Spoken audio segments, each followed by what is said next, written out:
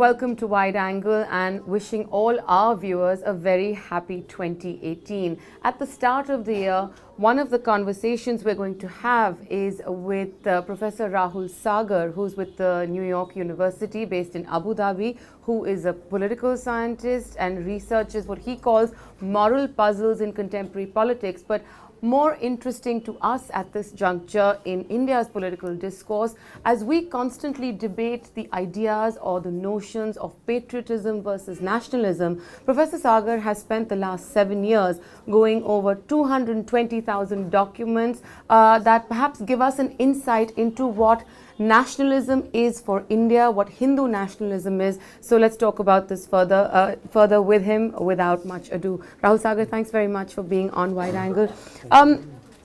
To start off, 220,000 documents that you've looked at. Tell us a little bit about this research that you've done, why you decided to go into what Hindu nationalism is, and how do you place your findings in today's political context? Sure, thanks. Thanks for having me.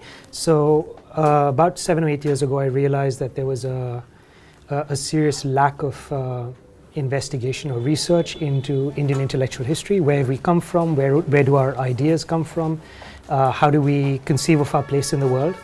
And I began to look at the archives, and I was doing what most other scholars were doing, which is trying to look for letters and memos and things of that kind.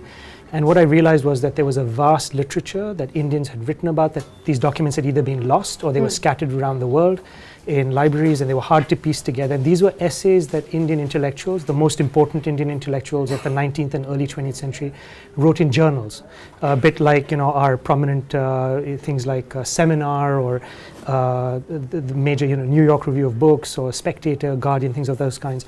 So people wrote in these journals and shared them across the country. They were in English, so they allowed people across different regions to talk about their ideas. There was a culture of being involved in public life, and so you wrote these. You didn't write books, which took forever, and you didn't write just short op-eds as we do now, but these were longer essays. And so as I realized how important these documents were and how much they told us and informed us about how Indians think about the most important democracy, women's the place of women in public life, education, the economy, Swadeshi, all these kinds of things, I began to raise some money to try and recover these documents. And so I raised somewhere in the region of about $700,000, employed 180 research assistants, and sent them to about 40 different libraries across the world to collect these documents. And now I'm planning to put them all online for people to be able to examine and look at these, and hopefully to spur work. And so one of the things that's come out of this massive exercise is a whole set of documents that were either lost or scattered before or unknown, that give us an insight into how we started to think about some of these topics that rile us even today. Right. What's the Indian nation? How do we think about Hinduism? What's the place? How do different communities live together, etc. So, to talk about this further, you say that Hindu nationalism is both triumphant and dominant, and yet at the same time it needs to look inwards and reassess where it is, where it's come from, etc. There's a contradiction in that, because if it is triumphant and dominant, which seemingly it seems to be in how it is popularly understood today, as Hindutva nationalism, as opposed to, the question is, how do you reconcile this contradiction then? If it is dominant, why does it need to look inwards? Yeah, it's a very good question. So one of the things that these documents reveal is that the history of Hindu nationalism actually comprises of two very different strains of thought. So one strain of thought that goes back to people like Bankim Chandra Chatterjee, then on from him onto Aurobindo, and from Aurobindo onto Savarkar and figures of that kind, is vigorously pragmatic or utilitarian, or very kind of concerned about things like security, the stability of the nation, what you need to do to catch up with the world that's left you behind. And there's a separate strain with figures that are now forgotten but were very influential at the time, people like Rajanarayan Bose, one of the leaders of the Brahmo Samaj in the 19th century. His student is Vivekananda, Vivekananda's student is Gandhi, and on the story goes. And those figures represent a different tradition in Hindu thinking about politics. And for them, cultural values and cultural authenticity is deeply important. And one of the things I realized as I traced these two stories, which are actually quite distinct lines figures like Savarkar or even Bankim Chandra Chatterjee, for example, says if Hindus need to eat beef or drink in order to be better warriors or better soldiers, if you need to drink when you're on the battlefield, then that's something you should do, even if it's contrary to the scriptures, because that's what the country needs you to do to survive and for the country to thrive and prosper and defeat invaders and things of that kind.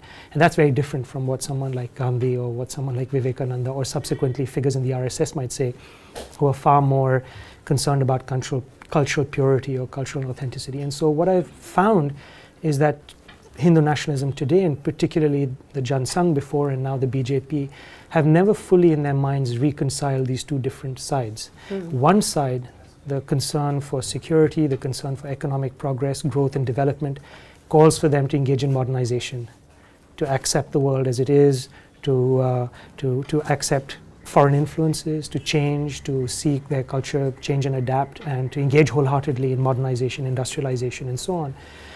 And there's a separate wing which the two haven't come together. The other wing searches for cultural purity to this day. So it worries about couples on Valentine's days and people sitting in parks and eating things beef. that you would assume are not or should not be priorities in a nation that's on the path of modernization, a developing economy. Where are your socio-cultural priorities, I suppose. So those two things are heavily in conflict, and so my concern, or the point that I try and make in one of these papers that's forthcoming is, and in some of the presentations I've given, is that you have to make a choice. It is a hard choice that confronts Hindu nationalism, and Hindu nationalism as it is today cannot possibly continue in this fashion for the next 10, 15 years, because it'll have to decide, is it going to prioritize cultural purity, which will then come at the cost of economic development, modernization, integration with the global economy and global norms, or does it choose that path, which is the path of engaging with the world and entering into accepting foreign influences, allowing Indian culture to gradually change and modify by its, through interaction with others? If it chooses that path, then it's going to have to let go of some of these cultural dogmas. Let me just digress a little bit and go into sort of the aspect of religion that we're talking about, that's so linked to both aspects of both threads of nationalism that you're talking about. I mean, maybe things have changed now, but I remember growing up constantly hearing about how Hinduism is an all-encompassing religion. It's polytheistic, there's multiple gods and goddesses, multiple sects, and they've always found a way to coexist with each other. That's one view on Hinduism. That view would necessarily lend itself to what you say is this idea of Hindu nationalism that engages with the world or wants to engage and doesn't set itself into rigid boundaries. That's right. Where are we today? I think we're in the midst of a debate, even amongst Hindu nationalists. I think it's going to have to, and when I mean a debate, I mean within the Hindu nationalist world. I think members of that community, people that who think hard about these things and think about what the future of Hinduism as a political institution, what its future is, they're going to have to resolve this dilemma. Which side are they going to choose, knowing that one way or the other they're going to have to sacrifice something, prioritize something, and they really need to think hard about whether it's security, stability, and development that they want to sacrifice, because I think that would there's many reasons to think, looking at other countries that have chosen cultural authenticity over development, that they've suffered for that reason. And so it's a very hard choice for them to debate, but they have to, and they have to come to an answer. So we're in a political climate that today is highly polarized into ideologically, in terms of political left and right, so socialist versus capitalist, or right-wing hyper-nationalism versus secularism, as the case may be. And nobody seems to have been kept out of this. I mean, the boundaries of abuse seem limitless, for want of a better way of putting it. And social media, digital platforms have become a tool, a weapon, depending on which way you look at it, where armies, the troll armies are out there. This is constant discourse that you hear of. When we talk about patriotism and nationalism, when we talk about national versus anti-national, where do your ideas fit in? I mean, is it also reflective of a larger ignorance about the definitions of nationalism, perhaps? Yeah, I mean, I think, there's been a debate that's been ongoing. If you look at Indian history and these different ideas that have been circulating and bouncing and colliding against each other since the early 19th century, there is an uncertainty about exactly what sort of national project we're going to aim for. And for a period of time, after independence, for about 30 or 40 years, some of those issues, those debates were contained. And now in some ways we're back to where we were in the period when, before 1947, the period between 1900 and 1947, when these debates were extremely vociferous, sharp-edged.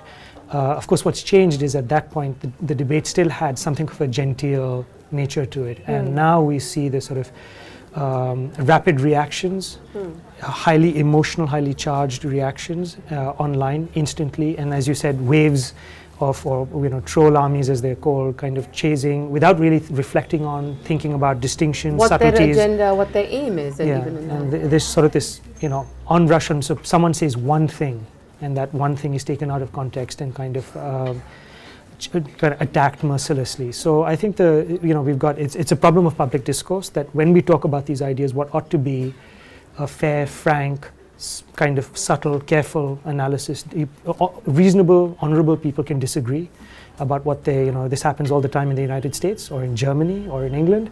People disagree about what the national project is. Germany, for instance, is in the midst of a large debate about whether immigrants can or can't be accepted. What does it mean to be German? Is it a racial concept? Is it an ethnic concept? Do you have to know German?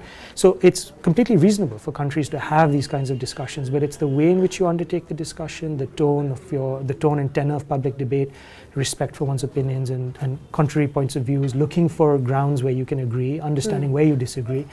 That requires something very different from what we are seeing. What we are seeing is venom and aggression, and that is not at all conducive to understanding any of these issues or resolving them. Okay, so one of the interesting things as a student of political science one always learned, when you talked about nationalism, there were not just with Hindu nationalism as you've identified two strains, but the broader concepts of nationalism. One was, as you say, the Germans are wondering whether it's about race or ethnicity or just geographical boundaries that define every community living within them, or whether it's an identity-driven thing. Today, across the world, I mean, India is also an example of when we look at xenophobia or right-wing movements or hyper-nationalism across the world, we're looking at this trend where as people interact with the larger universe, they're also getting more inward, and identity is becoming parochial in a way that perhaps it wasn't even 20 years ago. This is the problem of our age. It's the unexpected problem of our age. There's a famous one of the great political thinkers of the 20th century was an English philosopher called Isaiah Berlin, and he had this essay that he wrote near the end of the Cold War called The Bent Twig, which came out in Foreign Affairs, and I encourage people to read it. And what this essay basically said was that identity, and particularly nationalism, was like a bent twig. You would bend it and you would hope that it would break and go away, and it would eventually, one way or the other, it would snap back. And it was this argument about the recurrence and these cycles in history where concerns about identity and concerns about belonging and authenticity keep reappearing. Every century we see some version of this. In the past century we saw a couple of versions of this that were extremely destructive. And it speaks to something about, I think, the human condition, that in our search and our quest for meaning, in our way to make sense of our lives and of our collective lives, we fixate on identity as one of the ways in which we are going to relieve this anxiety that we have and expel this energy that we have, this sense of loss, this sense of you find belonging, so you feel you have a mission, a project, it gives your life meaning. And the therapy for that is history, is understanding that these things, you're not the first, this is not the first time. And that's what we, in this moment, we lack. Do you think that people are just comfortable or happy to ignore history? One of the liberal arguments right now is that there is no respect for history in today's climate. Social media or the internet has made information instant. attention spans have gotten shorter, the time to reflect is almost zero, and context is often devoid of comment, and vice versa. Comment is devoid of context, whichever we want to look at it. Is that fueling this idea that, it's all right, we just need to be in this moment, whatever happened before in the past, we're, this is rebirth from now? Yeah, I think that is, so we have these, we have figures who will look at a particular leader or a particular moment. And we're having these political comments made across, whether it's draining the swamp in Washington or what's happening in parts of Europe, what even the Indian Prime Minister from time to time will say, or Indian political leaders will say about, what happened for 70 years and what's happening today, cleaning up the system, etc. It negates history. Yeah, I mean, there's the hope of sort of wiping the slate clean, that we're going to have a fresh start. None of the errors, the mistakes, the human shortcomings, the foibles of the past, that those are going to occur now. We're going to start afresh. And even a basic awareness of the patterns of history over time, just of the various debates. Even if we were to talk only about India, but this is particularly true of the U.S. Yeah. The frequency with which U.S. has attacked immigrants, for instance, and how it's thought about its own nation. Whether it was, most people now have forgotten, for example, that the U.S. legally excluded Asiatics from entering the United States. Then after it allowed them to enter, primarily because of Japan's rise, it refused to allow them to become citizens. It refused to allow them to marry. Yes, amongst other things. Yeah. So, so it's, and then before that, before the Asiatics, so to speak, it was, the Irish. Before them, it was, people from Eastern Europe and so on. So it's, or Italians. So it is the case that we have to always worry about these moments in history which keep recurring, as I was saying earlier, where we go back to this desire for purity, for wiping away what looked like, annoying differences. And that leads to this quest for this sort of ideal leader who's going to come, clean everything up. It's all going to be perfect. We will all lead better lives as soon as we get rid of these people that make our lives difficult. And you see it in culture after culture, country after country, decade or century after century. And an awareness of history, an awareness of our own weaknesses. I mean, that's the essence of liberal education. Yeah. Liberal education requires you to understand human shortcoming. That's the essence of liberal education, that you understand that we are all perennially in search for the truth, and very few people have it, if any. And it's a tolerance of difference and a tolerance of different points of views. And that's, it's sad to say that the US is probably one of the places where that's now most in peril. And elsewhere too. And tolerance is shrinking, as you said, elsewhere too, across the world. So, Rahul Sagar, tell me something. You part of what you're doing in your writings and research is also you're working on a book on India's future. That's and right. Where India is in the world at this point in time, how it should position itself as a global player. Your research on Hindu nationalism, how does that tie in with this work that you're doing? Sure. I think the fundamental question that Indians have been asking themselves, the big overarching question since the middle of the 19th century, and it continues to this day, is literally this: are we to learn from the world, or are we going to teach the world something? So the sets of persons who thought we have something to learn from the world thought that there was something deficient, or there was a shortcoming in the way we'd organized our political system, our social life, our cultural and economic life. That's the reason we'd been left behind. It was not simply colonialism, but we had in fact been colonized because we had failed to adapt. And that we needed to look at the world around us to learn, as we today say in management speak, best practices, right? We need to reach widely, whether it's to how we develop our institutions, how we pursue education, and so on. That's what we need to do. And there was another set of people. I wouldn't use the term reactionary or something like that. I don't think that's what they were doing, but they felt a great deal of sort of indigenous pride that we were once immense and great. We have a civilization that is rightly being praised and is valuable, and that if we return to that civilization, we will accomplish greatness. So we need to return to our roots. We need to stay true to who we are. That will make us great, not necessarily learning from others. In fact, we have to teach other people. We know things that they don't know. So the great figures, figures like Vivekananda and indeed Gandhi, held to this view that it's India that will that has true civilization, and it's India's civilization that needs to go abroad, which is to teach other people how to be tolerant, pluralistic, and so on. And that group, that worldview, ranges against the ones who think that there's a lot that we in fact need to learn.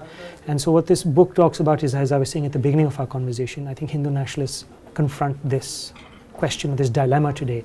Are they to believe? Should they think that they have all the answers, that their way of life and the things that they value are in fact the only truly valuable things, or should they allow others to explore, to experiment, and loosen the grip, to be less rigid, to allow a diversity of views and particularly of lifestyles to appear? And in terms of specific examples that you can think of where India has tried to place its cultural, civilizational worldview as an aspect of foreign policy, for example, versus where you've had the more hard approaches. I mean, can you give us specific examples of what you think? Right. I mean, so one of these, you get these moments where it's whether it's taking yoga abroad, or whether Yes. it's having religious figures go and speak overseas, or at least presenting their points of views. I mean, the UN has International Yoga Day now. They Right. declared that. Right? Exactly, Yeah. right.